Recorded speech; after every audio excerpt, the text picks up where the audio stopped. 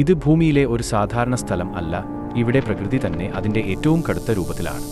Death Valley.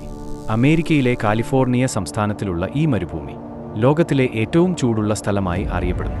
1913 furnace ക്രീക്കിൽ രേഖപ്പെടുത്തിയ 56.7 degree Celsius ആണ് ഇന്നും ലോകത്തിലെ ഏറ്റവും ഉയർന്ന ഔദ്യോഗിക താപനിലയായി കണക്കാക്കപ്പെടുന്നത്. ഇവിടെ വേനൽക്കാലത്ത് 45 മുതൽ 54 ഡിഗ്രി വരെ ചൂട് സാധാരണമാണ്. രാത്രിയിലും ചൂട് പൂർണ്ണമായി കുറഞ്ഞു പോകില്ല. ഡെത്ത് വാലി ഒരു താഴ്വരയാണ്. ചുറ്റും ഉയർന്ന പർവ്വതങ്ങൾ. ചൂട് പുറത്തേക്ക് പോകാതെ ഇവിടെ കുടുങ്ങി നിൽക്കും. ഇവിടെയുള്ള ബാഡ് വാട്ടർ ബേസിൻ, നോർത്ത് അമേരിക്കയിലെ ഏറ്റവും താഴ്ന്ന സ്ഥലം. കടൽനിരപ്പിനേക്കാൾ 86 മീറ്റർ താഴെയാണിത്. ഇവിടെ മഴ വളരെ അപൂർവം. വർഷത്തിൽ ഏകദേശം 5 സെന്റിമീറ്റർ മാത്രം.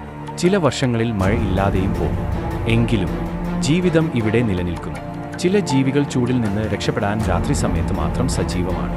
ഇവിടെ മനുഷ്യർക്ക് കൂടുതൽ സമയം നിൽക്കുന്നത് അപകടകരമാണ്. ഹീറ്റ് സ്ട്രോക്ക് വളരെ വേഗത്തിൽ സംഭവിക്കാം.